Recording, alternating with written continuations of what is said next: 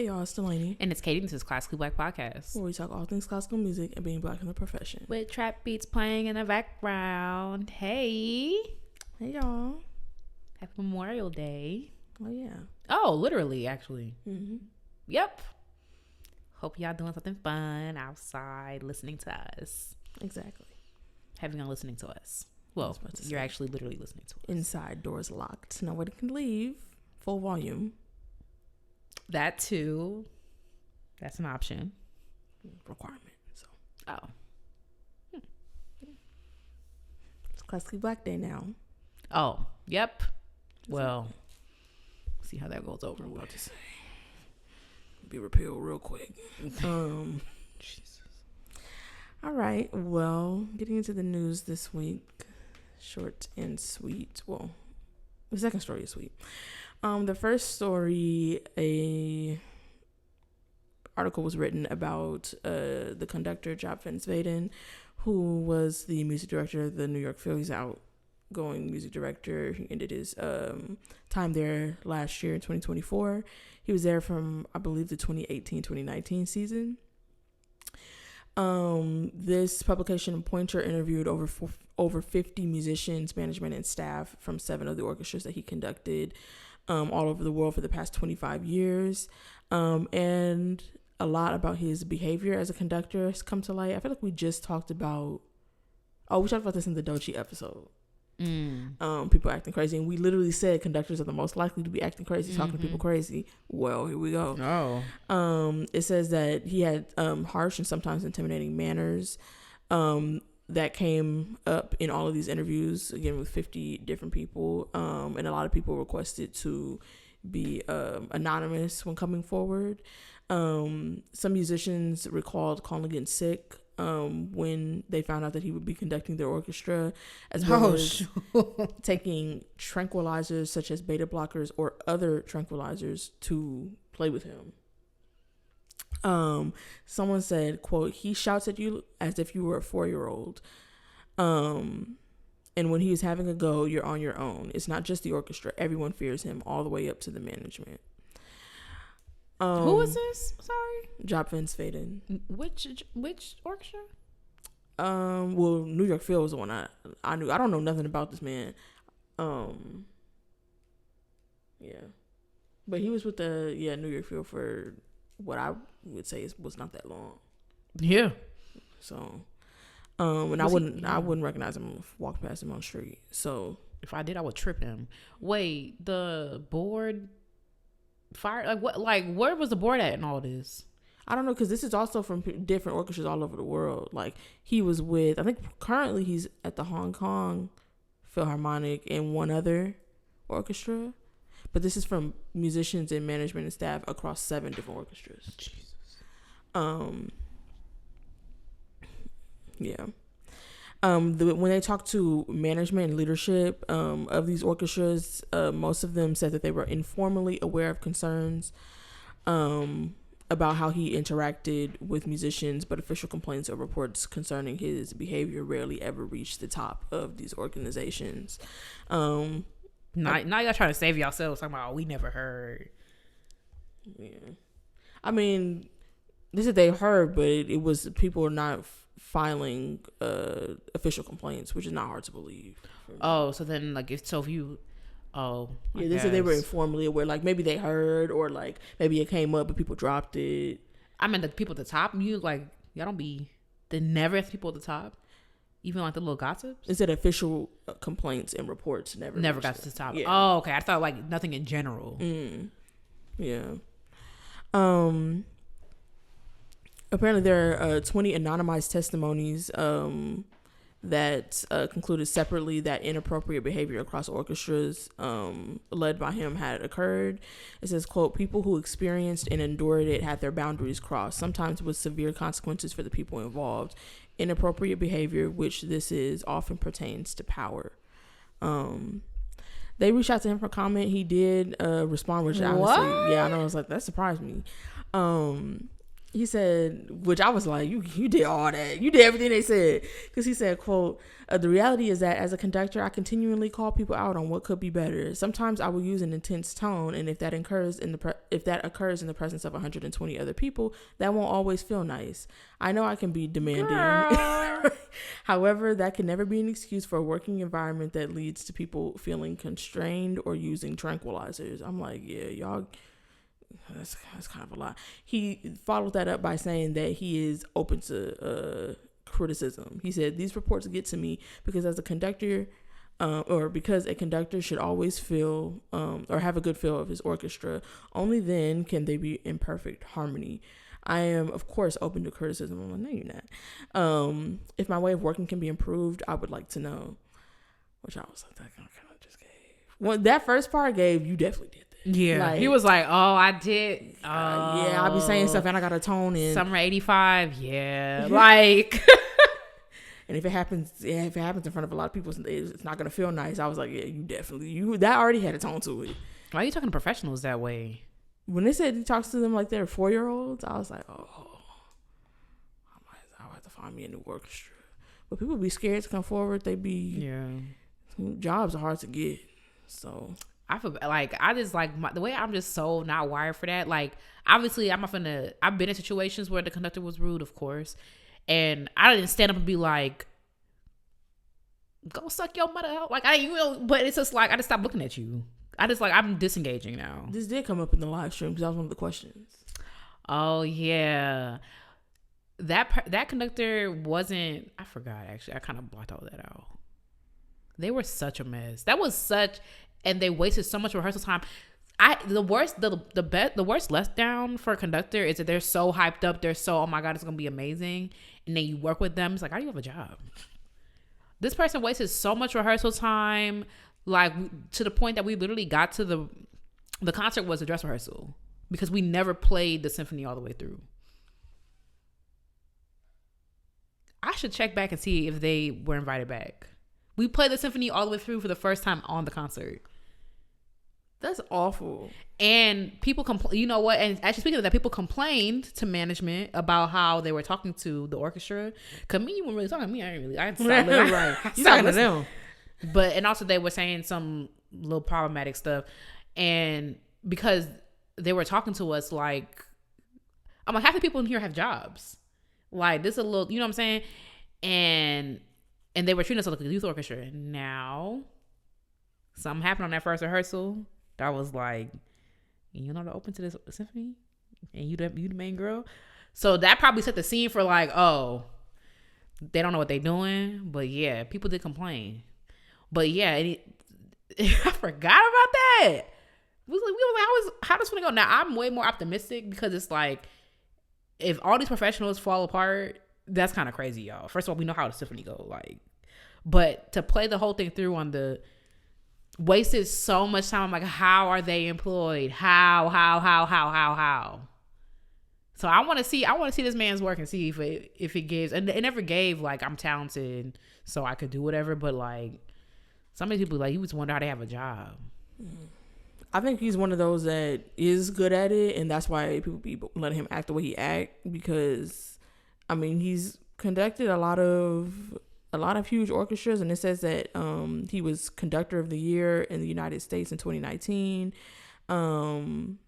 and Hong Kong Philharmonic Orchestra was really successful under his leadership, and he also received the Concertgebouw Prize in the Netherlands.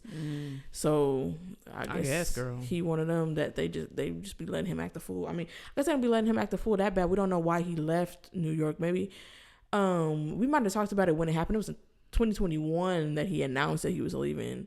So maybe if we talked about it, I couldn't tell you. And he got there in 2019. Oh yeah, and that's why I felt like it was quick, because I was like 20 I think it was 2018 2019 season. The 2024 is still short, but it wasn't. I just remember when I heard about it feeling like that's really short, but that's why it felt really short. It's because it was announced in 2021 and you just got there 2018 2019 season. That's crazy. Yeah, maybe they were like actually, but how long are those conducting contracts? Like 5 years, right? Or that's just it varies by orchestra. But then that would make sense because he ended 2024. So Oh, he 2024. I thought he left in 2021. But he announced it in 2021. Yeah, so they knew that early on. We're not coming back. Yeah, we don't want to catch no case, so we don't let you finish. So he The New York Phil got too much going on. You got the freaky deakies. You got the what y'all got going? What was Gustavo walking into? He know about this, right? That orchestra been through a lot. Maybe that's why they calling him to boost morale. He gotta be. Cause what y'all got going on? It's too much. Harassing women, y'all being freaky, y'all got people spitting on the podium. Like, Father God, shut it down. Like, I don't know. Oh. Well, in better news, I want to give a shout out to. Wait, did the nooses too? Oh, that's the Met. Okay, I was to say. Okay, I'm gonna give a shout out to who? I'm sorry, cause I was like, if y'all got nooses too, that's the Met. But that whole little plaza sound like y'all gotta be shut down. Whatever y'all did to Misty Copeland, yeah, shut that whole plaza down. That didn't make the news. They just announced the announcement or the plans for, we talked about they remodeling Lincoln Center. Lincoln Center, that's what it's called, right? Yeah, and they announced a new plan. I didn't click on it because I was like, we're not talking about that today, but maybe I'll click on it tomorrow. I just didn't know what because like I think they have the mock-up and whatever, and I'm like, well, look it up. I'm like, it depends on how much description they have in the article. Maybe I'll talk about it next week. I want to give a shout out to Adam Sadberry and what he do now? He president? Thank God. And Tyler Taylor, who's a composer who went to Eastman. They have partnered together on a concerto, and they are having a consortium. So if you don't know, consortiums like when you can buy into a commission to make it happen. So I will share the link to the post where they have all the different levels that you can buy into the consortium.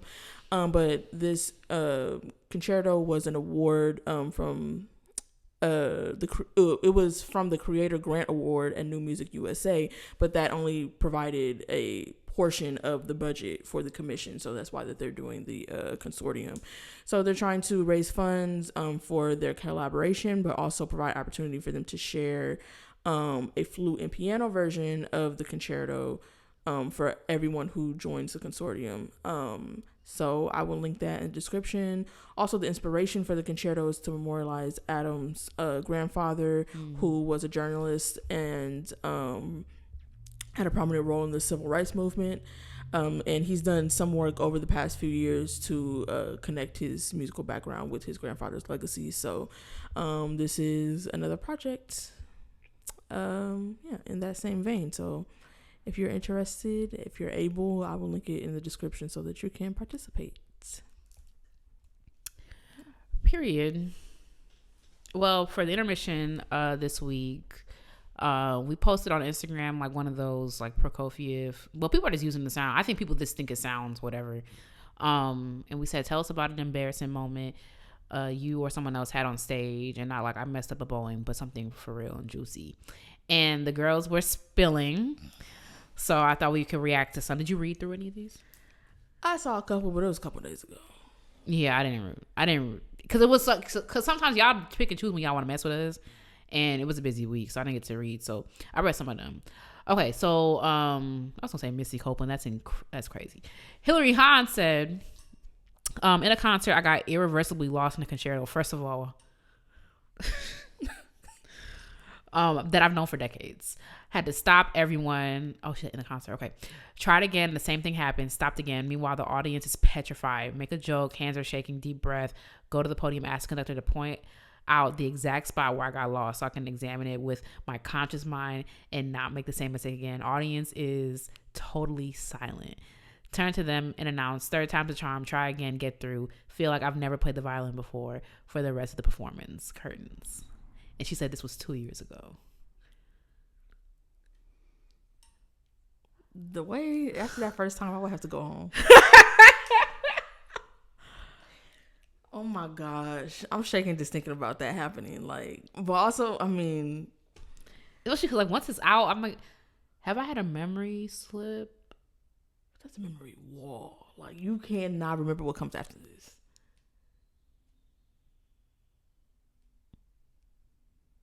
I've had memory slips in studio class, but like not like. And what's terrifying about that is Hillary Benham. You know what I'm saying? So it's like that can happen at any moment. Then. Yep. Even your next performance. No, I'm just kidding. You didn't have one? I don't know. When you did your whole box suite from memory. The way I blocked that out because I was like, I can't believe Mr. Taylor made me do that. And I said, he made you do it. He said you're playing it from memory. Oh, you wanted to play the whole one, but you didn't want to play it from memory. Yeah, I was just like, oh yeah, we gonna play Bach. I'm Team Mr. Taylor, but also, why are we really doing that? I don't know, because it's like, I guess because you're supposed to, but like, where did that come from? I feel it was like a party trick to me. Like, look what I can do. Yeah, where did that come from specifically with Bach? Well, I don't know where it came from with concertos either. Of those particular things being done from memory. Now, I will say, I do hate a stand with a concerto. See? So what's the thing? And that just came up. Somebody posted on Blue Sky something. Oh, it was somebody had a pedal. I forgot about Blue Sky. Had a pedal malfunction during LA Phil performance. A pianist had a pedal malfunction. Like the actual piano pedal? Oh, no. Sorry. The iPad. And it was a concerto. And I was like, that was the memorization, guys. Wagging their finger disapprovingly, but they said it was a new concerto, like a premiere. Oh. But I was like, well, you got it a week before the concert or what? Just because it's premiere don't mean you can't memorize it. But also, I don't know where I'm not trying to be a stickler because I'm not the one on the stage got to do it. But my first instinct was like, yes, like that's what you're supposed to do. You're supposed to memorize it. But also, I'm really actually curious because I don't know where that comes from. Y'all don't even have those cello suites. Y'all found those. Now all that's of a sudden, the thing, and like late too. Right? Yeah, when did they find them? In the early 1900s. Like, so now all of a sudden you found them. And like on a freaking sidewalk in Spain. Like, all of a sudden we got to memorize them. Where'd that come from? I'm going to look that up if I remember. I mean, I guess it's weird. I mean, but a whole suite, girl. I don't remember. It's no longer than a concerto, though. Especially for y'all. Yeah. Our concertos are short. But I don't know. It was just a lot. Did I get turned around? Oh, I'm not gonna tell that. I'm not gonna tell his business. It don't matter now because he got a job and is very successful. But I remember a friend of mine getting turned around in that same suite. I think I played the second one, yeah. And it was just once that memory slip happened, and that's what I thought about the entire time. It was like the entire time when I was playing, I was like, I cannot forget. And the worst part, I was having memory slips. I remember playing for Jasmine. A couple days, you and Jasmine, I think, were in there. A couple days before and forgot something. I gotta kiss the ground to thank God that's not my life no more. Like, I mean, I'm happy I did it, I guess. Like, saw the Eiffel Tower, played a box suite from memory. Like, I guess you could just check it off, but like, oh my God, it was just not fun. It's like, it's just so much. And it's like Bach is tea and everything like that, but it's like, and obviously every suite has its own character. But it's like some of the stuff just, it don't sound the same, but it feels the same. It's just like, I don't know. All them notes start to run together. I don't think I had any memory slips though. You know who knows Sibley, but oh yeah, I forgot they archive all the recordings, guys. And also, oh no, I forgot I played on your recital. Never mind. They don't. They lost it. They didn't record hers. So. And also, Mr. Taylor is so freaking trifling. I'm gonna cut that out. Why'd I say that? Mr. Taylor is so freaking trifling that he was like, "You played more in tune than that." For the Bach, everything else he was like. First of all, my God! I guess he can say nothing to you for what, but I got up there. I was playing on stage at your recital. Okay, not playing. I was playing around.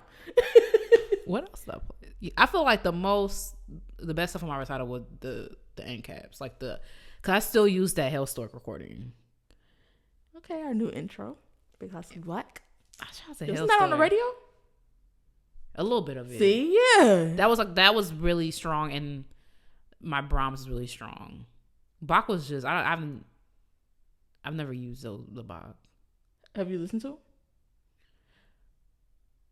No, I don't really have like a live stream idea. Have I listened to my? Maybe I listen to my recital later. I don't know, but I did listen to my U of M recital in that 8. I was like, because sometimes I'll be like, especially like now I'm trying to find gigs in LA. I often send my stuff out, and I was like, I didn't hear back from somebody after I sent it, and I was like, oh dang, they listened to it, but then the views didn't change. So I was like, oh, they whatever. And I was like, thank God.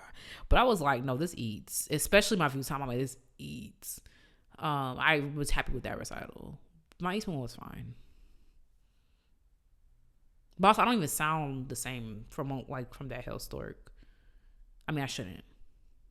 To be fair, that was 5 years ago. Damn. 6. Damn. 6. Okay. You doing that as a live stream? No. Reacting to an old recording? We can pick the recording. If I could find one that I would do it. Maybe. It depends on the recording. It depends on the recording. I feel like that's like, makes me feel like a masochist. There's certain recordings I definitely wouldn't do. I would listen to ones that I like. That's maybe. All like, maybe. Even the ones that you like, you're not going to like everything about them. But there's just some recordings that y'all don't need to hear that. I like the Hellstork. I like the Vieuxtemps. The end of the Vieuxtemps is not as strong as it should have been, but that first movement was so good. I ate that up. Oh my God. I guess. Fine. And the Hellstork. I'm happy with that. Okay, maybe do one more because I have to teach after this. Someone said they passed out.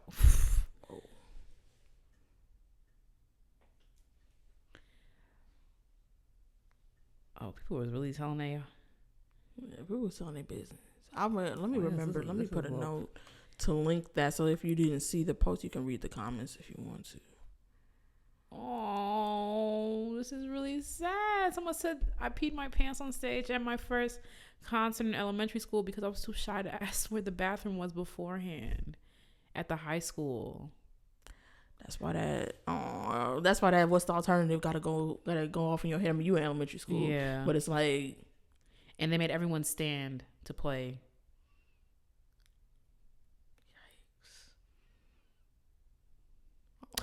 Oh, this is ridiculous. Okay, not me, but a pianist accidentally pushed the stage piano off stage before the concert. They thought it was locked. Yikes. Yeah, you gotta move to the next town over. Yeah. I'm trying to think. Y'all been through it. I'm sorry. Oh, yeah. Someone said I was playing box partita number 2 in a recital and had a memory slip during the second half of the Allemande. They beat them Allemands. Because the Allemands be notey. That's the one I was having problems with. Yeah, they notey. I love a Sarabine. Yeah, not too many. Right, let's slow it down. Let's slow it down. We're in a rush. Girl, we enjoy. Hey, relax. Miss Taylor was like, "You cannot play that slow." I was like, "Girl, you a hater." What's with the hustle and bustle? You a hater. Sit back, relax, enjoy the scenery. And I'll never forget. Actually, speaking of hater, and speaking of Mr. Taylor, I'll never forget. Because my Eastman audition still the best. There's like 2 times in my life where I was like, I left and I was like, you ate down. One was at Eastman audition. The second one was at Nashville Symphony audition. And I'm coming for y'all because what happened? What the hell? But anyway, I left. But I was playing my cadenza for what's that man's name? Not Hofmeister, the other one, Stamets, and I was doing my little cadenza. I was doing my thing and whatever. And I took so much time in what he thought. He made a head nod and it made me like forget what I was doing. He was like, I was like, girl, just enjoy the show. Like, I'm playing. And I forgot for a second, but I recovered. And then a couple years later, I was doing Stamets again for, because it's like a rash. It just keeps coming back. And he was like, oh yeah, I want to talk to you about this cadenza that you was doing. It's way too slow. And I was like, yeah, I know, because you made me mess up with my audition. I'll never forget for that. I mean, I got in and everything, and it was years ago, but it's the.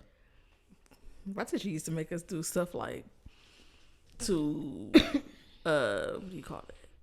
Block out distractions. So like something happened. Like he used to have people like if we were preparing for an audit, not JB, my teacher before that, like he would have another one like come in the room or like do stuff like while you're playing so that stuff don't. It just caught me off guard. Yeah, that's smart. And also those auditions be so intimate because I'm in his studio. It was Carol Rodlin, him, and what's that dude? Phil, David Sherlock, Phil, and my girl. Just enjoy what I'm doing. Oh, what a time! You have plenty of time to instruct me once I'm here. And like low key, I already knew. I ate that down so bad. I wish I could still play like that. Like, I ate down the glory days. I saw somebody on there that said that they ripped their pants on stage and they had a thong on. It was a thong or pink panties. Which one was it? It was a thong? That's worse. Maybe there were two because I feel like I remember a thong. Woodwind section got a show because I think they were like viola or something like that. Viola or maybe violin. Oh my God. Can you imagine? No, I cannot. I thought I went through this thing like that's too much TMI, but one of the last concerts I played at MSO, I have this thing where I just want to go to the bathroom in my house. So I was like, I pee before I left. I don't drink no water while I'm at the concert. I just want to and it was like that thing where it's like now you're thinking about it, so now you gotta go. And like 2 minutes to whatever, I was like, I gotta go to the bathroom. And I'm like, it's fine. Like, and then like I forgot what we were playing, like some symphony. So what, we got like 40 minutes, right? But I'm like, it's cool. Like I don't really have to go. But now my brain is be like, girl, you gotta go right now. And I was like, oh girl, like I gotta ignore that part of my head because like I'm still young. Like I got a couple more decades of I can hold my pee for 2, 3, 4 hours until like I can no longer do that, right? So, but for whatever reason, I'm like, I gotta go right now. And I'm like, it's fine. I'm just gonna play this little symphony. I'm not gonna think about me having to go to the bathroom because I gotta think about the notes. Of course, it's the concert where they got some elaborate ass presentation they're doing that took like 15 minutes. And the whole time I'm sitting there like, I have to freaking go to the bathroom. And obviously, like with 2 minutes, I'm sitting there him in the hall. Mind you, the bathroom's like 3 feet. No, you get to go like violas and whatever unpacking the stage and whatever. So I'm on the viola side of the stage and we're in the hall. So like you gotta go backstage and do the thing. And I'm like, I don't feel like doing all that. I just want to be here. I just want to do the thing. So obviously they're doing this presentation. I'm like, I don't know what I'm gonna do. Like I'm over here like, what's the protocol if I have to pee during the freaking second movie? We're playing Mahler. That's what we're playing. Yeah, so it's like 50 minutes. Made it though, thank God. And Shatani was like, don't ever do that again. I don't know why I did that. I'm like, crazy. What's the protocol for that? If I had to pee, I just pee right there. Like, what do I do? And then it sucks because it's so noticeable if you get up between movements. You said what? It's like because if you get up between movements, it's like and you can't get out. What am I gonna do? How you gonna open the show? Oh, that's what I was thinking. Like, what am I gonna do? I'm literally just here. Oh, I don't remember anything about those or how they work. So, like, I don't even know how you open those without someone.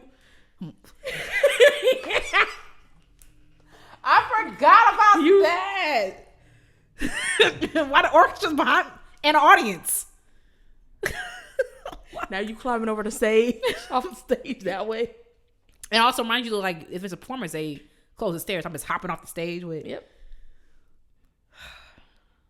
I forgot about. Why did I do that? Why did I do that? Dang, I can't remember. I don't think I've ever needed to use the bathroom during a performance. I can't remember anything.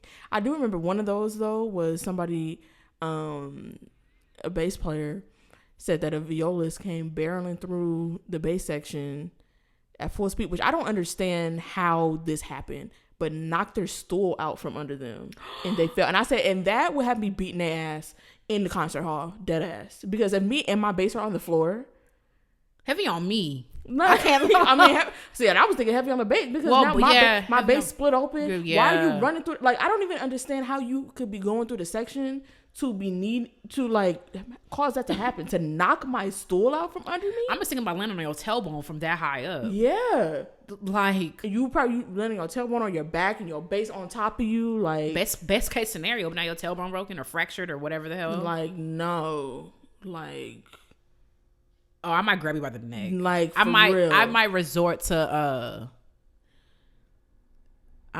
violence. And now when your viola on the campfire, now I'm in the wrong. It's no, because what are you doing? You're in an orchestra. Everybody should just be on their best behavior in an orchestra. You're surrounded by usually probably millions of dollars worth of instruments. Why are you walking around recklessly? That's why I don't like. I had to check a little girl. I was playing with the youth orchestra. Y'all putting chairs up. You swinging chairs around my bass right here. It's in my hand, so like whatever. But I'm like, chill. And I don't like it. And another thing about playing a big instrument, a lot of people think it's a piece of furniture. Why you leaning? But you just got your hand on my stuff, like. She kids like kids. I took a violin yesterday. I'm like, stop holding it by the pegs. That time I almost whooped somebody else's child. I almost whooped somebody else's child for riding. They were riding my bass like a horsey. Oh, maybe actually. Like I picked her up and I had to stop myself because I was like, I cannot hit somebody else's child. But I picked her up and I put her my bass was in the case on the scroll, rocking back and forth while my back was turned. Oh, you know where it was at too? Yeah. And my brother trifling too because he saw it and I turned around and he was smiling because he knew that it was gonna make me go off. And I'm like, why didn't you say anything? But he's kind of non-confrontational. I'm like, it was a baby. But yeah, gosh, y'all would have had me down to the CPS.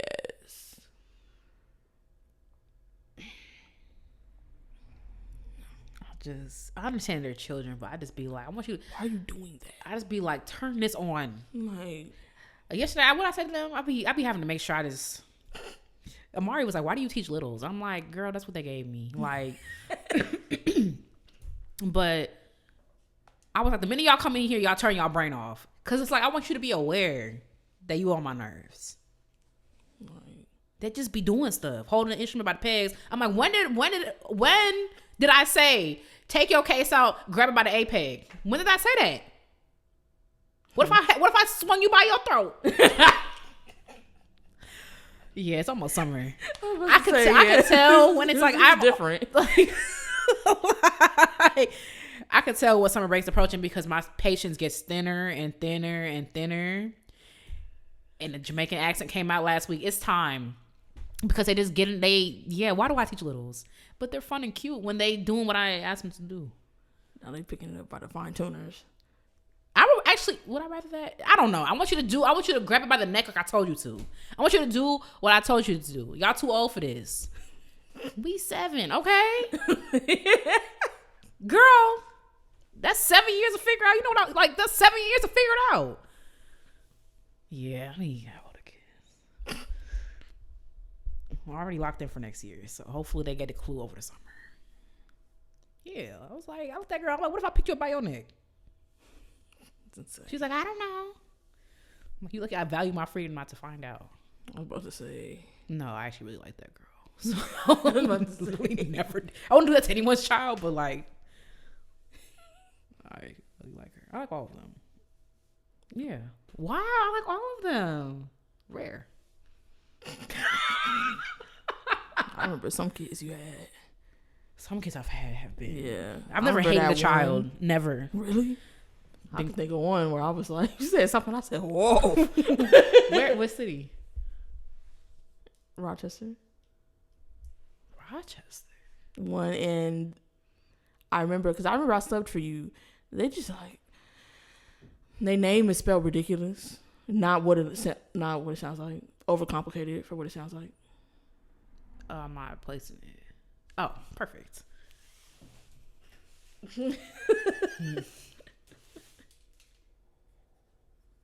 I remember because I think when I pronounced this person's name wrong, they were like, and I apologize because I, whatever. Wait, I feel like, am I right? Yes. Absolutely. Whoa, I didn't hate him, but oh my God.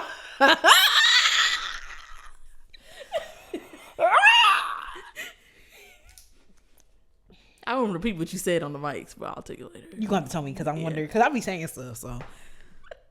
You have to tell me because now I really want to know. But yeah, I went to a women's group last night and the preacher was talking about she's had to work on not liking people because obviously as a pastor you can't. And my ears kind of turned off. I'm still a work in progress because I'm still a work in progress. That's how I felt. Not liking somebody. I'm not allowed to like. I'm no pastor, so I could not like somebody. I mean, but she was saying like you can not like them, but you can't treat them different. Yeah, because she was like when she was early in her, and for anyone who's this is triggering for them, I really like that. The reason why I've gravitated so much to this particular Dr. Anita is because like she's a therapist as well. So all that like problematic, weird, God hates you stuff. She's like, I don't know which God you're talking about. But over here, but she was saying she's like, when someone's personality rubs you the wrong way, it's like she was like they could probably feel that from me, and it's like you can't feel your personality being bad. And it's like I was like, girl, I literally my brain went, what time is Voodoo Donuts close? I was like, I'm trying to plan my exit, plan my way, because I'm like, I struggle with that. Like I don't hate many people. Like I would draw the line of hate, but dislike. Well, because I could see if she's saying you could dislike, but you can't treat different. Because when I was in, I could say, but I don't want to because that narrows it down quite a lot. When I was the leader of that organization, I felt that way because I was like, there are some people I don't like you, but it's like as a leader of said organization, this has to serve everybody who's in whatever. So I had to, And even my day-to-day situation, I'm just like, there's someone, not even the person that you immediately thought about. No. The other one, where's your bonnet? Like I every day I say I do not like this person. Like, so that's why I'm like, God is gonna have to work on me with that one because it's just gotten to a point where that's simply what it is. That shit got me so the memoir gonna go crazy. Like when Katie said it was a situation where they want everybody to get a hat, and this white person was like, Katie, get your bonnet. So sometimes racism be funny. Why would you say that? And I was like, actually, I'm not participating.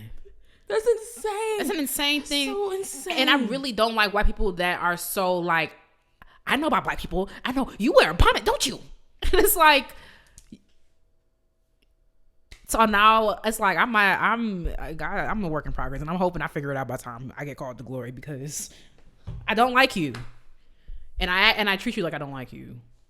Basic respect, but outside of that, basic respect for you that you are a human and we are on this planet at the same time, unfortunately. But like outside of that, I'm big on we cannot like each other. Because there's something. Who was I around? I'm irritated. Who was I around? Somebody. Oh, I know. It was when I was in grad school. I don't like when people act like it's bad to not like people. Not everybody gonna be everybody's cup of tea. And then they be talking around it, and I'm like, I know you don't like this person. Yeah. I know, but then you act like it's so like. I'm just saying you don't want to sit up talking shit about people, or like you don't want to be a gossip or something like that. You don't want to be unnecessarily mean. But why you pretending? Like, why you trying to talk around and pretend like? Yeah, it's bad to just say I don't like this person. I don't. We not supposed to like everybody. Like I'm likable, but I'm just saying. I was like, I wonder who don't like me. I wonder who don't like me. I know kids. I know students who don't like me. I was honestly, like, you don't like me. I had one student when I taught public school. Like everybody was giving me a hug, and I said, "Period. Okay, King. Like you don't have to like me. You can fix that wrist though and that boho. Like." It still looked crazy. So either way, but we not gonna like everybody. And you could be a good person. You could be. You said what? So yeah, I wonder who don't like you. I can think of a couple people. Really? Yeah, but for reasons how I phased them out. Maybe they're like, oh she's not right for that. I don't think I'm unlikable, but I don't think I'm particularly likable either. At least not on first impression. Definitely not on first impression. So I can see people not liking me. Or not like, yeah. I don't know. And I think I could, I don't know. I remember asking, I'm like, do I come across as abrasive to people? It depends on the... Abrasive kind of a strong word though. Abrasive? Didn't someone say that to you? I don't think so. There are people that I find abrasive. I can think of a couple people I find abrasive. It depends on what I'm talking about. Like when I get into, there's just certain things like hills that I would die on. And if you catch me talking about something like that, and especially how people be stupid, like I can see if you meet me in that context, it'd be like, dang girl, like you know what? But sometimes you just be fed up with stuff. Like, most people don't like people for a bunch of different. Oh, I bet you she don't like me. I was just talking about her because we went to the same school. And I said, oh, wait, how do I? You said that guy, she got something? Yeah. Oh, okay. But to be fair, I started being a little curt and a little bit of an asshole to her because when we were in the chamber group, it was just too much drama, girl. It was too much feelings. Like, girl, can we just... It was just starting to irritate me.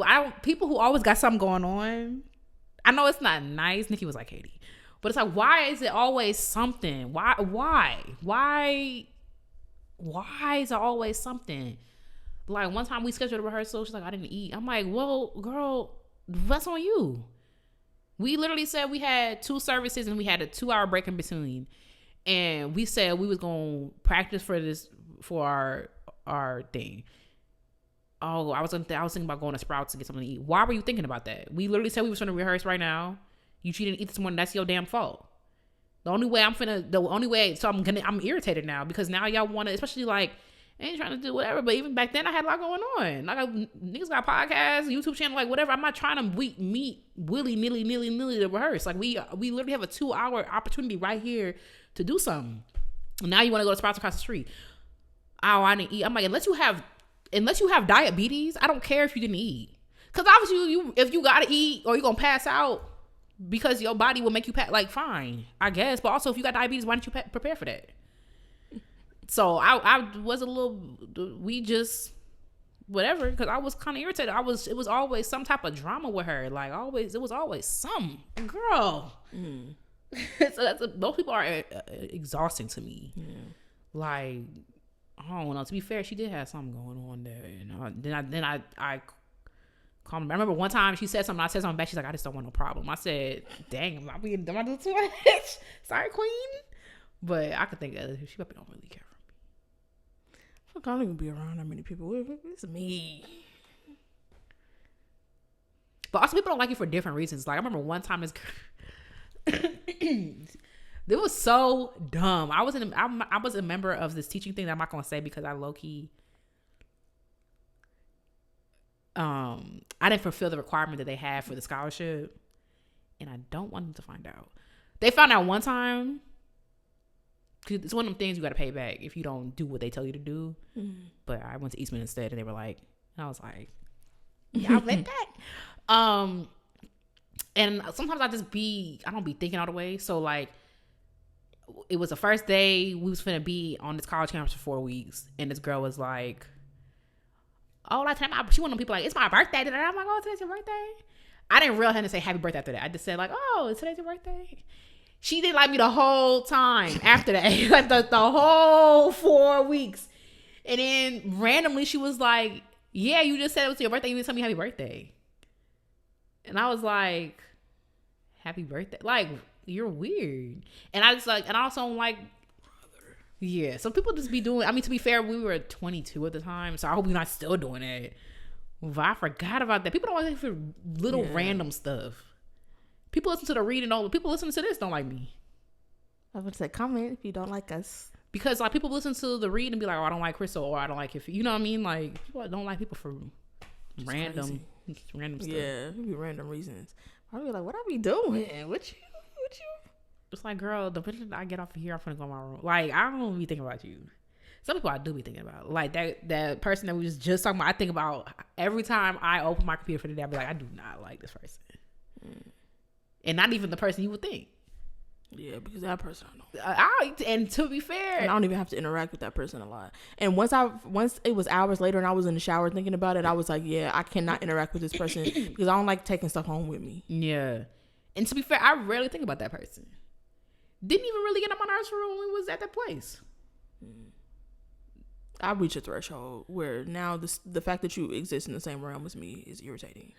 That's fair, but like I don't even. It's fine. Every once in a while, I'll be like, ugh, but not to the extent of the person I told you about.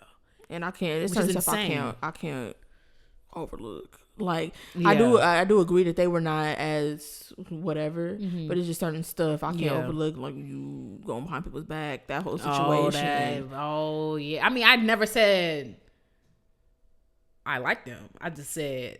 But I just mean like I can't. But yeah, I feel what you're saying. I feel what you're saying. People are, what y'all talking about? Can't say, literally. Literally can't say. One day, then we tell all. Well, tell-alls are weird because it's like you talking about people. And it's like, girl, it was years ago. Especially by the time it gets to the point where I could do a tell-all, I'm not going to care no more. I don't even care now. I don't care about the Like, it just came up. So we talk about it. But I don't even care now. But yeah. Anyway, tell us who you don't like in the comments. Right. Tag them. Mm-hmm. Anyway, with the middle finger emoji. Mm-hmm. All right. Anyway, for the topic this week, we are talking about school. Why? We don't know. Literally, could we got the idea? Is it a note? You think it's a note? You check your notes? My notes in another room. Probably the reason. I mean like your Apple Notes. Oh, definitely not in there. Dang, I don't take notes in there unless. Because we were out. I know we were out.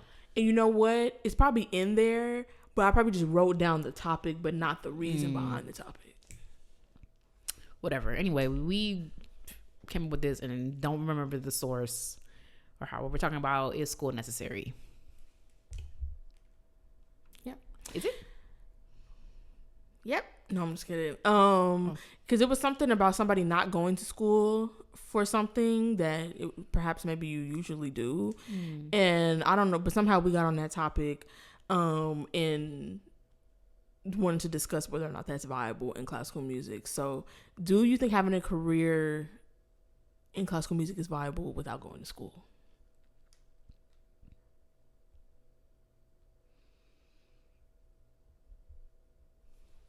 I mean, people do it.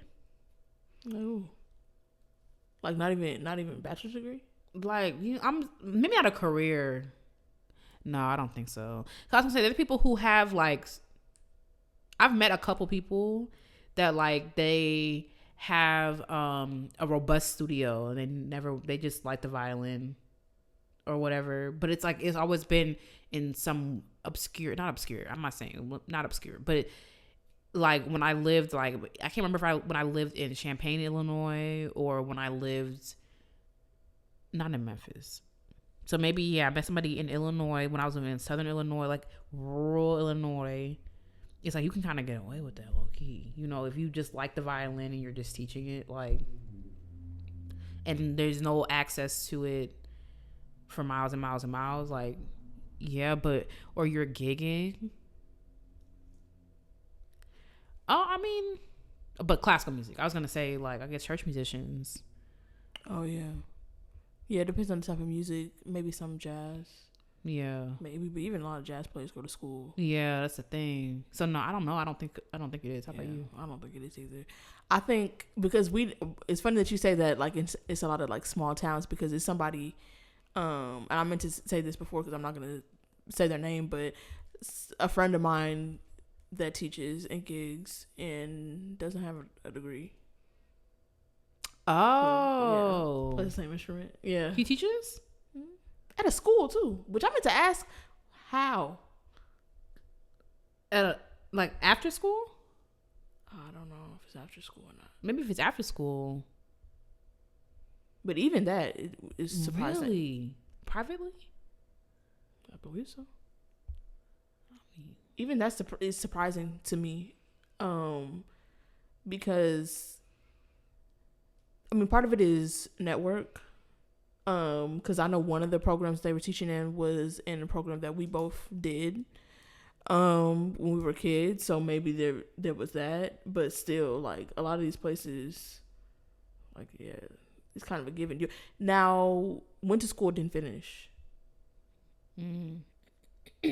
And teacher was pretty prominent at school they went to, so I don't know if maybe that carries some weight, but now mostly doesn't play classical music. Plays some, but mostly plays jazz. So does he teach jazz? That I don't know, but I don't think so. No, because one of his students played in orchestra with y'all. So I mean, I'm glad he's doing well, but it's like you really shouldn't be sending your kids to somebody who didn't. Cause like that, my thing with that's why the whole like teaching thing. It's like, I mean, a lot of teachers don't have music ed degrees, but it's like there's just certain things you learn at school that just makes you a better teacher. But I'm mixing him up with someone else. They are pretty far along though, right? Yeah, pretty far. So maybe he, what you saying? Yeah, I was about to say, I could think there's just some stuff I'm just not gonna say, but you like, yeah, pretty far along. Yeah, I agree. I don't think it's viable. Not only because of the importance of going to school, but also because like a lot of places, like we were talking about, a lot of places they're not even taking your audition. Some places got resume rounds. You put in a resume and they got your high school diploma on it. Like you're not even invited. Yeah, to come audition. Even though I think you can appeal it or whatever, because they have to give you a spot. But I don't know what they do behind the scenes or whatever, but. And in Chicago, I've heard they love being like, come back when you're older, which is like weird because if I beat all these people out, like, yeah, they weird. Chicago weird regardless. They felt that one spot that was vacant forever. The viola, I don't remember. Oh yeah, didn't that girl get it? Oh no, she's in Minnesota. I don't know then. Because I'm just like, okay, Chicago kind of weird. Y'all want Jesus himself to come down and play the viola in y'all section. Just pick somebody. Like literally, just pick somebody. How many people are like, and you've had a sub all this time, like, okay. Anyway, yeah, I don't think that it's a viable path. Now, what I think one of the most valuable things you gain from going to school as a classical musician is time. They're like I remember my teacher telling me like you will never have this much time to practice in your life. And we were talking about with somebody that you worked with who was saying that like people could win an audition at any age. Now I'm never gonna tell nobody they can't do nothing. It could be that, but it's like I feel it gets harder. You know, you get further along in life, you might want to have kids. Your parents are aging. You have bills. I mean, a lot of us got bills in college too, but like it's more substantial bills. More, yeah, more and more and more. And it's like, yeah, that's one of the things about college. Is like you're just never gonna have this much time to focus on this thing. Again, and it's like even when you think about not going to school, like even prodigies go to school. Who? Prodigies. Right. They be working through school. They be prodigying and going to school. Like even to get that bachelor's degree, like just to, cause I think even like I guess it provides you the notoriety. Like if you attach yourself to a institution, and also just like to get some more life skills, like to have something to do, so you're not just footloose and fancy free, frolicking around at 17. Yeah, you know, like you in school, you have some structure going on, and that's also good for the institution. If you some famous prodigy whatever and they're courting you to come to their school, like that's a draw. But it's like if you feel like you don't gotta go to school, like even people that we were like, why you at school? They still be going. I think just for the plot, honestly. Yeah. But it's for the best. Like, just to, especially like if you going away to school, just to get some life skills, just to like be with other people, like. And there's still stuff to learn, because even if you're a prodigy, like I've heard, you know, you hear like an 8-year-old whatever prodigy tearing it up, but it's like there's some maturity that comes with, you know, age and like learning from somebody.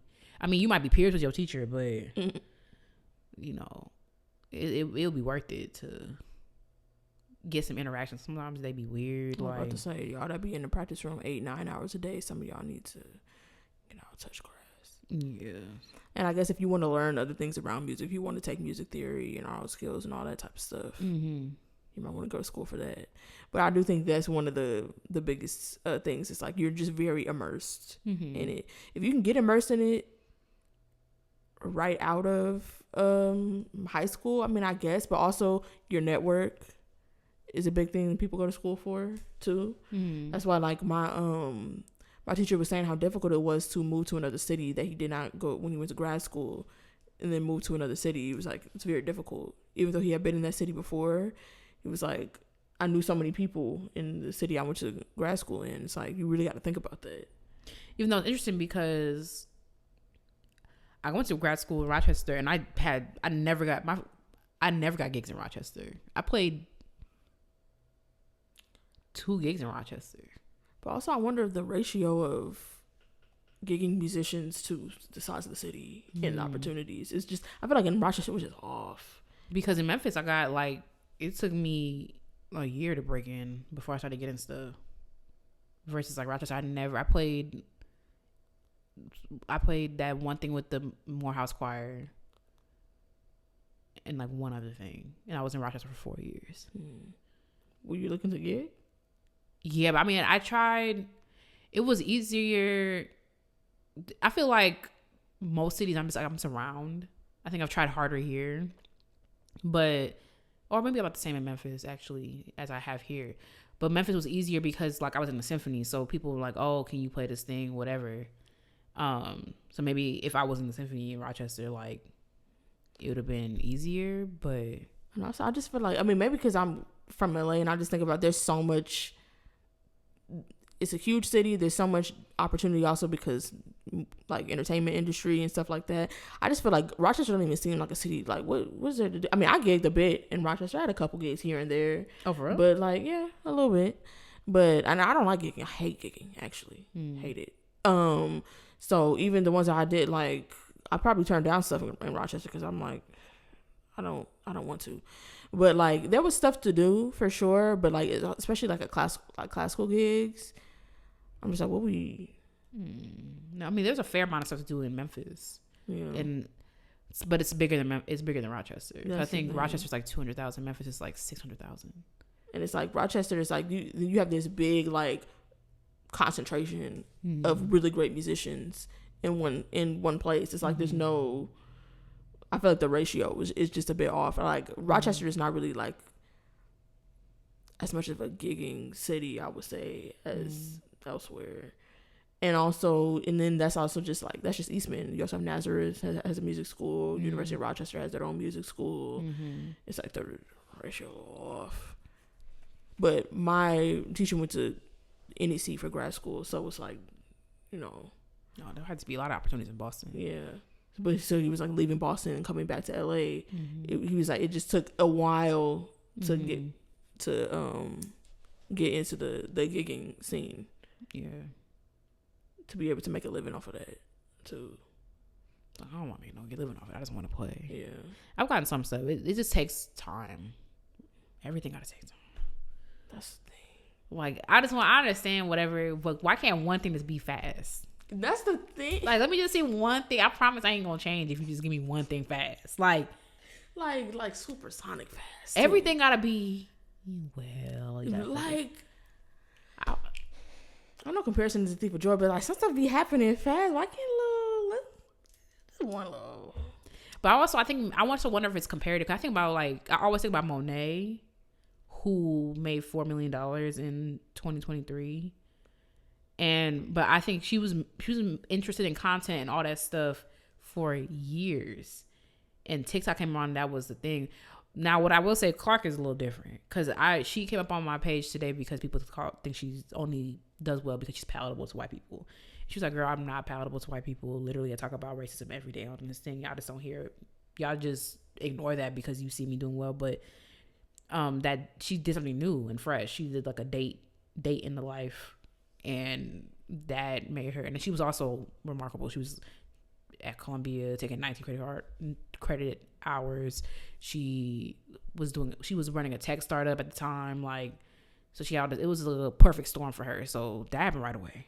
And she didn't want to do it. So I was the people who didn't want to do it at first. She made 7 figures last year. She bought a house in Chicago, a brownstone. $1.5 million house in Chicago, and her New York City apartment because it's way cheaper she's in New York so often. She's in New York so often, it's just easier for her to it makes more sense for her to have her New York City apartment than get a hotel. So she was like, I have my New York City apartment and I have my brownstone in Chicago. 7 figures. You know what I'll do with 7 figures? I will never see me again. Respectfully. Maybe that's why. Because I'm saying I would never see. But yeah, she didn't even want to be an influencer. She wanted to go to law school. That's on pause. Because for what? Would you go to law school if you make 7 figures? You take a pay cut to go to law school? Thanks so much for listening to the Classic Black Podcast. Clark is an icon, boy. That is insane. What do you mean 7 figures? I mean, that's what Monet making. Drewski making that too. But Drewski see, it's not all. Obviously, there's always like an outlier, but I think about people like Drewski who's put time in. Tabitha Brown put time in. Like Tabitha Brown was making videos on Facebook. So they're trying to pack Tab up. What is that about? Should we offline about Target? She said that people should buy books from other places? That's what she said, and people are mad about it. The portion now, to be fair, I clicked out because I was rolling my eyes. Oh, you were rubbing your eyes at Tab because she was saying, "Let me break down how the Target boycott is impacting Black authors." And I was just like, girl, there's so many other places to buy books, which you could have done. Now, to be fair, like I said, I clicked out. She could have did this later in the video. However, somebody in the comments also said, girl, why didn't you do this? Now, that doesn't mean they watched the whole video either. But there was like a better use would be to like tell people where else they could support these authors. You have 4.4 million followers, girl. Why are you coming back time and time again to talk about Target? Because she just had that huge deal with them. Yeah, and that's all. It was just cringeworthy. It was embarrassing. It was embarrassing to be like, she deleted the video. I cried. It don't matter. I don't think so, because she did a follow-up video. Because I think people take stuff too far. They was probably in her DM saying crazy stuff. Yeah, crazy stuff. But yeah, she was like, this is how the boycott is impacting Black authors. And I don't like when people do stuff like that, because classical music does that too, where they be like, well, if we do this and we're too mean to the white people, then they're not going to play our stuff, or they're not going to whatever. And she said, if you guys do this, and then that's going to give them an excuse to say, well, your products aren't selling well, so we're going to take them off the shelves. They didn't need the excuse. They didn't need the excuse when they took the DEI order off. So they don't need an excuse. And also, I hate when y'all do that. Also, that's why that girl was like, I don't buy books from Target.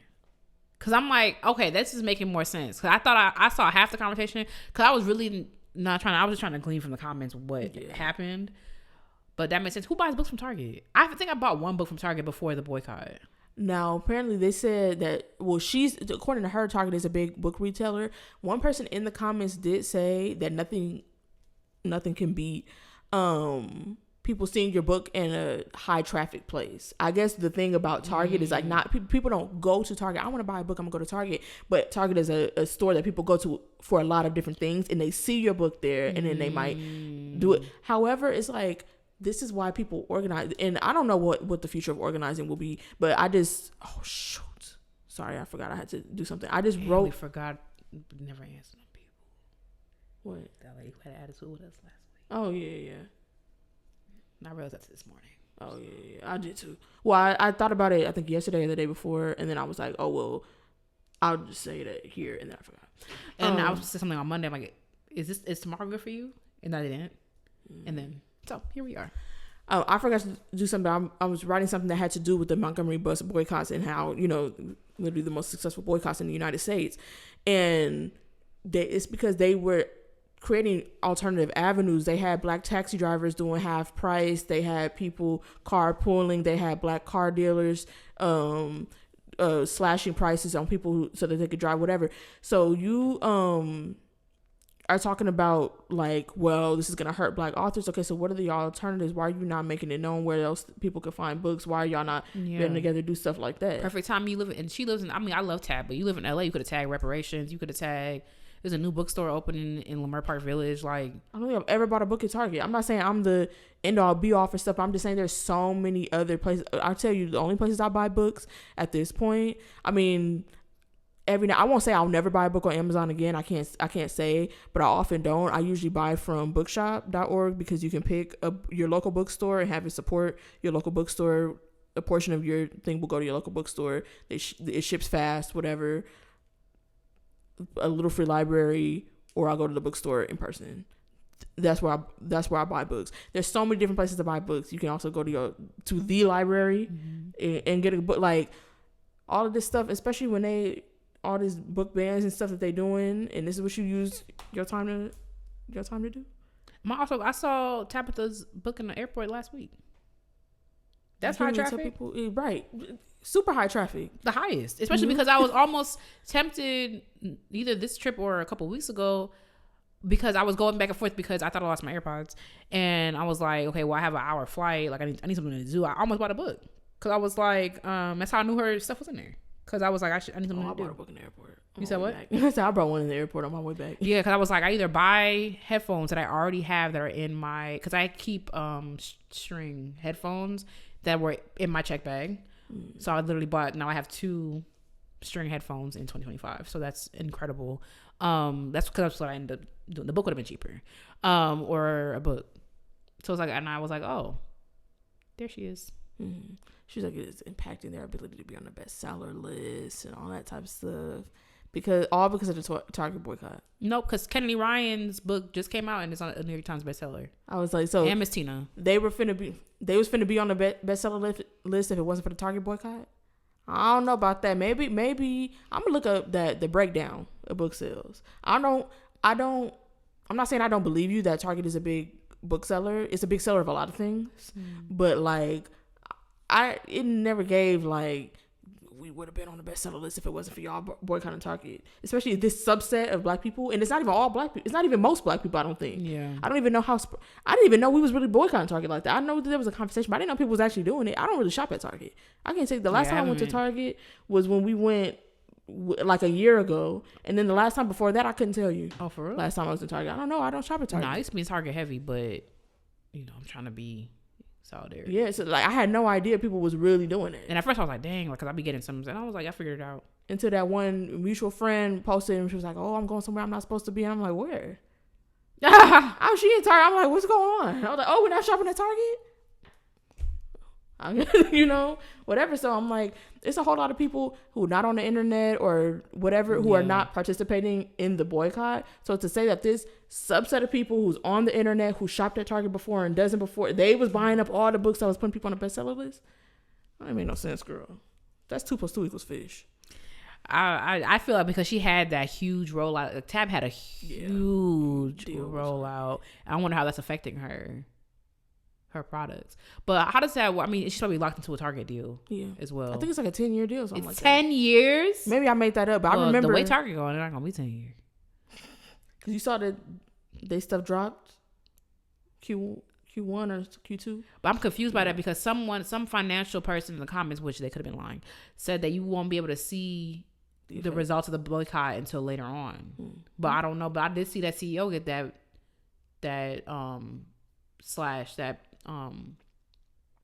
they slashed his salary by like 40%. Damn. Well, I mean, now I only have 10 million. Yeah. So it was that, and I saw something about $600 million down. Is that maybe that's what you saw? They deserve to lose money. You're a private company.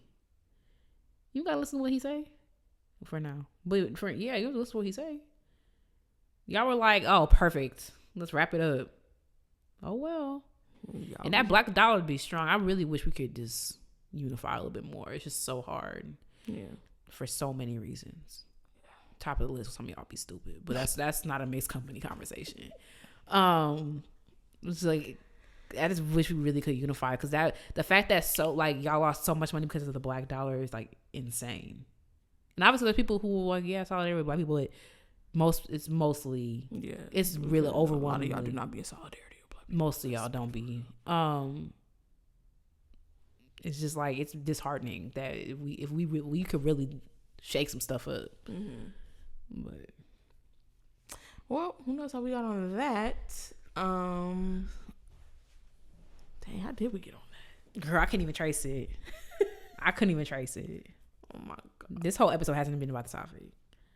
I mean, we talked a little bit. We did, but we should keep it going. I do gotta go teach a little. Okay. Dang, it really bothers me when I can't figure out why, but I'm gonna push through. Why we got off topic. I also wanted to talk about like how much classical musicians go to school, because it seems like it's getting more and more. Like I feel like at this point it's pretty much given like you finna go to grad school. At this point, maybe not everybody, but like it just, because you really can't do much unless you like play down boots. You really can't do much with a bachelor's degree. And also, I was about to say, unless you get a job right out of school, that's the only people I know who don't have master's degrees. They got a job right after undergrad. Like, and I don't really even know many people. Do I? Adam's the only one. Adam comes to mind. Adam. Because even Andrew Francois went to Indiana after Tyler. It's either you gonna do that or you doing the fellowship. Yeah, it's like everybody I know. Oh, did Johnson go? Let me not say her business. She's like, girl, did I hear my name? I have to double check if who has a job who didn't get a grad.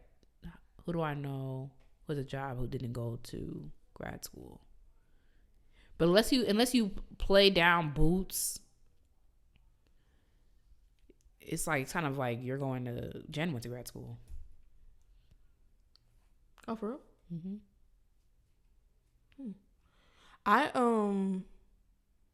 Yeah, because I feel like it's like, what else you finna do? Yeah. If you don't have a job, what else you finna do? I mean, you could gig, but it's like you might as well gig and then and also be going to school. You still getting lessons. You still getting, all that type of stuff. You still getting a place to practice and a studio and just like just more support there now. What you're also getting is tens of thousands of dollars in loans. The way Eastman surpassed my little bitty undergraduate debt in the first semester, I don't regret it, but Father God in heaven. They got me over a barrel. You saw what? I said they got me over a barrel. They got me dead to rights. They was just in my email talking about, do you want to put your loans on auto pay? I'm like, I want to put my loans on no pay. That's what I want to put them on. No, get off of my phone. Like Eastman really. When I saw the balance after my first year at Eastman, I said, oh. Whatever. It's what it is. Quite literally. Like nothing can be done. But I feel the only thing you could do without a master's degree after, unless you play down boots, is teach public school, because you are certified to teach at the end of your program. Or also music therapists don't go to. Let me not talk about y'all. I don't know what y'all do. My understanding is there is no master's in music therapy. So them too. But then it's also like, I mean, I think a lot of people do stop at master's degree, but then there are some people that go and get DMAs that I'm like, what you getting that for? I think people are just trying to buy time. Yeah. I really think that's the main reason why people be going the distance. Now, going all the way to get a DMA to buy time, especially because, like, especially if you want to, I feel like you getting a DMA. Well, Angelique got a DMA. Hey, girl, she got a DMA. Oh, I forgot. Yeah, she a doctor. Sorry, Dr. Angelique. But Angelique played down boots. That's what I'm saying. Like, it's some people I'm like, I see it, and then some people I'm like, what do you really want to do? Yeah. That a DMA is doing for you. And I think for some people it is time. I think that's the most valuable thing my master's degree brought me was time. But respectfully, I don't need the time the DMA buys you, because it's also turmoil, and also it's a little different for me because I switch gears. But Ooh, Adema kind of crazy, girl. Adema is insane. Adema crazy. Like, Adema crazy. Especially because like some people do need them for like what you want to do. Yeah, if you want to teach at the collegiate level. Yeah, which kind of brings me into, I was thinking about how it's shifted, because it's like, it used to not be this way. It used to not be this way with the school and how strict it was. Like my teacher in college was teaching DMA students, and I think he got a bachelor's degree, and he was like made history as like one of the youngest like professors, like music professors. I think he started teaching at Eastman when he was like 24. Jeez, that's crazy. It's a different time. It's such a different time. Stuff was so willy nilly. It was like,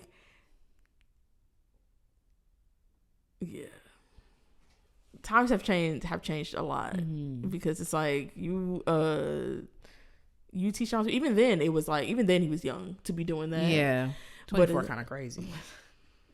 Especially you 24, you probably got students who 30. Yeah, he's either 24 or 26. Absolutely no older than 26. Absolutely no older, but I'm pretty sure it's 24. You can't even run a car for real. Like, damn, what was I about to say? Oh, I feel like one of the reasons maybe of that shift, like, I do think that the overall level of musicians has just risen so much, and it's like they weeding people out. You know, that really has to be what it is.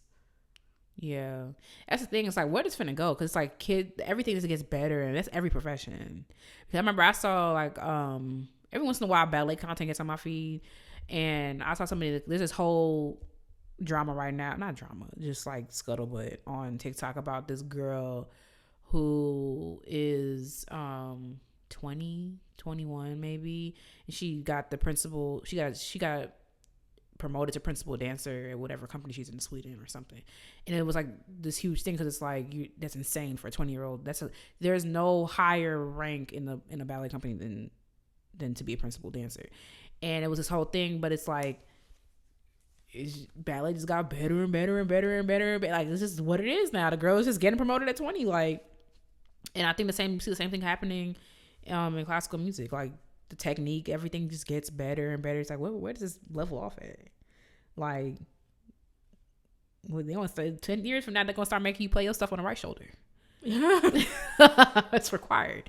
Like, what's the the talent gets better and better and better. You're gonna walk into the audition and be like, oh, you playing with both hands? You need both hands? Like,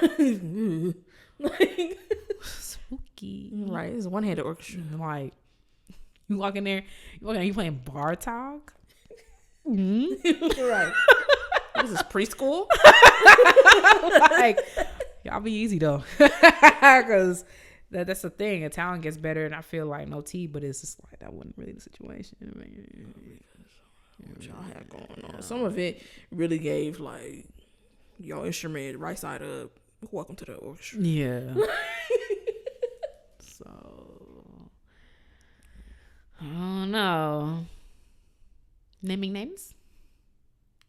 After you, sister. Well, you first. The youth shall lead. Well, following in the footsteps of my ancestors. Well, your ancestor tells you to go first. Just checking your ancestor. What else are we talking about? We talked about that. Oh, the rise of anti-intellectualism. I wanted to know because Dalanie was saying we're at the beginning of this whole let's not go to school thing, which is fair. I think I agree with that too, because these things go on for years before they kind of turn.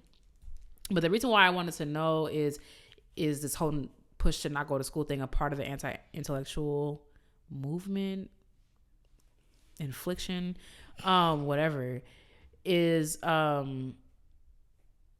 because it sounds like it, like people get triggered when you talk about any type of school or like professionalism or like whatever. And the reason why I brought up the idea of is the tide turning either ways, because people are finally being like, wait, we have experts for a reason, especially during the COVID thing when people were like, well, Google says that. I feel like it was at an all-time high then. I think maybe it just depends on the corner of the internet. Yeah. Because if you're not privy to like what we're talking about, it's like there have been for years people who have said, you know, college is not for everybody. You don't have to go, whatever. And like, fine. But there's a certain subset of people where you can tell they're bothered. Yeah. Maybe they, I don't know, maybe you didn't get in where you were supposed to go, or maybe you couldn't felt afford it. That, or maybe you felt like you didn't live up to somebody's expectations, or like whatever. But it just seems for some people it's a sore spot. How we move to going to college being an expectation or a norm, and more people going, and so then they start to feel the type of way about not going. That's really what it gives by the tone and the aggression behind some of those people saying, you know, you don't have to go to school. Now, so that's happening for years. I feel like though COVID kind of marked a milestone in it, where a lot of people was they do your own research era and all that type of stuff, and everybody thought they knew better than scientists because they were just looking for reasons to go outside. I remember, I'll never forget, there was a video of Vanessa Ann Hudgens on like day 2 of lockdown saying like, I mean, like, yeah, some people are gonna die and like that's sad, but like kind of necessary. I'm like, damn, bitch, we only been in the house for 2 days. You already ready to sacrifice people, like whatever. So I feel like from the beginning, like people that didn't want to be in the house was looking for a reason. So now when y'all get to the point where you want to undermine scientists and stuff, like it just became more and more normalized because people were so stuck on being able to get back to the normalcy pre-pandemic. And I feel like it just disintegrated from there. The conspiracy theories skyrocketed, and then also the internet did not help. The internet,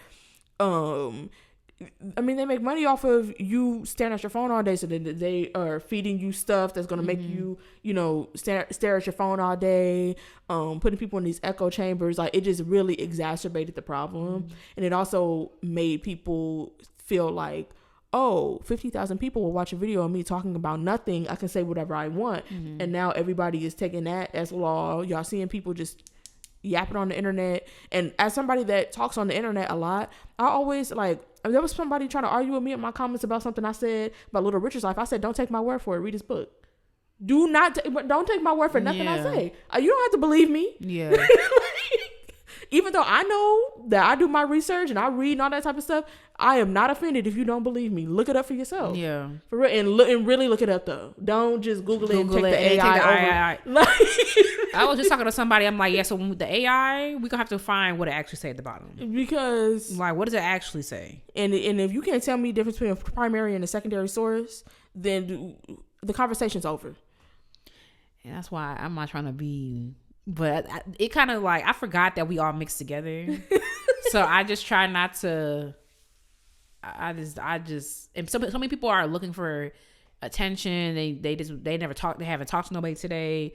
Whatever the case, or just annoying, like whatever the case may be. That's why I stopped taking the comments so personally. Comments like, I forgot we all mixed. We in here with people who had to take reading class in high school. Some people, I would like no tea. Like they be saying stuff, and I'm like, you know what? You really need this. Yeah. I know this is the highlight of your day. That somebody read what you wrote. You going back and forth with people. Yeah, I forgot. You don't got nothing else to look forward to. My bad. Like. I don't know, but I feel like, so like COVID kind of, it's gotten like going up and up and up, and then presidential elections didn't help. It's just the misinformation is going up and up and up, and that's why I feel like maybe we're at the beginning of seeing the effects on like college enrollment. Now, people was just arguing on Twitter. I can't say too much because I wasn't involved. People was just arguing on Twitter about Black male college enrollment not being high. I don't know. Oh, for real? Yeah. I don't really know the details, but I will be interested to see how this affects college enrollment. There are other factors. Obviously, it's incredibly expensive to go to college, and the current administration is trying to make it even more expensive and simply impossible for a lot of people to go to college, which is why the whole anti-intellectualism stuff, y'all need to wrap that up, because they want a general public that is stupid. It's working. Like, they're getting it. Yeah. It's like, wow. It's like, wow. Like, you are very stupid. Like, you really got to think, I mean, if you can, you really got to think, why does the government not want it, like, not to sound whatever, but, like, why do they want to dismantle the Department of Education and all these places that enrich our knowledge? Because they want you to be stupid. They do.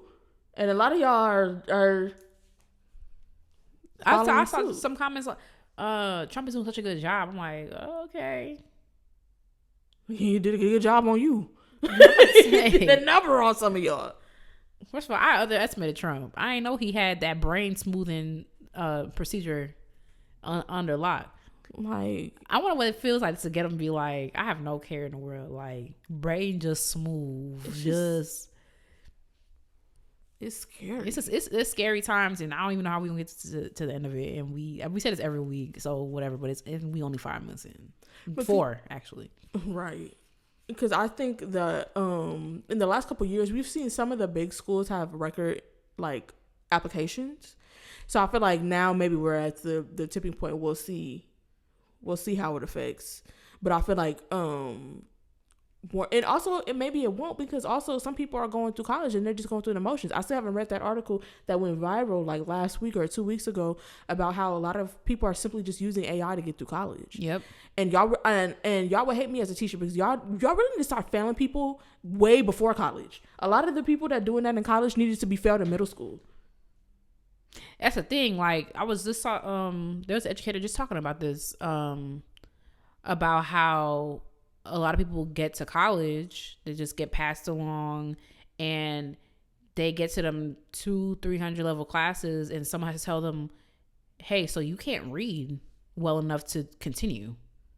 Imagine getting halfway through college and someone telling you cannot continue because you do not read at the level to finish. And even I'm scared. I need to start doing stuff. Like, I know I could read and stuff, but I'll be scared sometimes. I'll be like, well, I gotta read that so many times. Am I whatever? I need to get off my phone, all that type of stuff. And I was like, I need to start doing some critical thinking exercise and stuff. Just make sure your brain stays sharp, because it'd be scary out here. Like, sometimes I told you, we had a peer review something, and I was like, I genuinely don't know what to say other than none of this is viable. Like, if I had to say, I've read some truly baffling pieces of writing in both undergrad and grad school that I cannot believe you are enrolled here. If you had to put that paper in front of me, I had to guess the grade that person was in. No higher than 5th. No way. No higher than 5th. I didn't even write like that in high school. And I know that because I read my high school writing. I read my high school writing as recently as probably a month or 2 ago. It wasn't great, but like, it was not bad. I don't even know where to find my high school writing at. Oh, probably because also, like, I had iCloud Drive. So, like, my stuff is in Drive from high school. We had it. Yeah. Or it was in the early stages. Yeah. I remember my viola teacher had like the iPhone 2 or something. It was not popular to have an iPhone yet. Mm-hmm. Yeah, my stuff was on a floppy disk. And I have some stuff printed out. Oh, but I don't save stuff like that. I love saving everything. I think I found some like in my laptop case or something like that that I just shoved in there or whatever. And I was like, oh my God. Like, but it'd be scary out here. But I don't know if this would apply to classical music, because it's like I don't even think that intellectualism is something that's like, I know we're like doing a parallel comparison, but I feel like always the bottom line in classical music is how do you play. You meant to say, I know plenty of stupid classical musicians. Like I know plenty. And we happen to have gone to one of the most, if not the most, academic classical music institution. Mm-hmm. Like Eastman is incredibly academic. Like, yeah, I know plenty of stupid classical music because it doesn't really matter as long as you can play. Yeah. So I don't really know if that's going to affect. Maybe other factors would affect enrollment, like how people feel about a career in music being viable. I can see that affecting enrollment, and I have no idea if it has over years, probably, but I have no idea. But if you in classical music, like, you going to college, I guess, so it's like, what's the alternative? Yeah, especially at high school, you got to go somewhere. Yeah. Anyway, let us know your thoughts. Moving on. Yep. All right, y'all. Time for Black Excellence, where we hype you up, gas you up, and give you your props. There's room for everyone at the top. Who are you talking about, Dalanie? This week I am talking about Rachel McFarlane. She is a composer, a video game composer, and a film composer. She DM'd us on Instagram because she just graduated from Berklee College of Music, and she was named valedictorian. Okay, bro. Congratulations. Period. Talk about somebody who can read. Thank God. Thank God. We need more people like you. Yeah. She said she'd been following us for a while and that we're inspiring, and she wanted to share her accomplishment with us and celebrate with us. So I wanted to wait till we did the episode to reply and say congratulations. And yeah, I will share. They did a student spotlight on her, so I will link that in the description so you guys can read. She did an interview with her school. So yeah, congratulations to you, Rachel. Period. My piece of the week is, I had it in my head. No, I'm finding it. You that long to find it? It's that Vieuxtemps joint. How it go? What is that piece called? The solo Vieuxtemps piece. It eats. I thought I was gonna learn it. I definitely did not spell Vieuxtemps right. I think I maybe be missing one letter. Is that it? Vieuxtemps, viola, solo. This is so ghetto. All right, nope, not that one. Capriccio in C minor. Yep. Capriccio. Okay. That eats. Yep, Henri Vieuxtemps. Shout out to you. Anyway, thank you so much for listening to Classically Black Podcast. Don't forget to follow us on social media at Classically Black Podcast. We be having a time, y'all. Like, unless you don't have social media, which good on you. Do I want to do that? It's like you can't. That's the thing. If you want to be a creator, you have to know. Cause I was just talking to somebody about that. Because it's like you got to know what's up. You can't just. I mean, you could, but like if you want to be on trend, like you got to see what people are talking about. Anyway, what was I saying? Classic Black Podcast at gmail.com. If you want to talk to us, join Patreon. That's patreon.com/Classically Black Podcast. It'd be messy on there. That's tea for you. Yeah, we just did our live stream. If you want to, replay it, join the Patreon. It's on there. Oh yeah, I never said at Classically Black Podcast. Thanks for listening, and we'll catch you next week. Bye, y'all. Bye.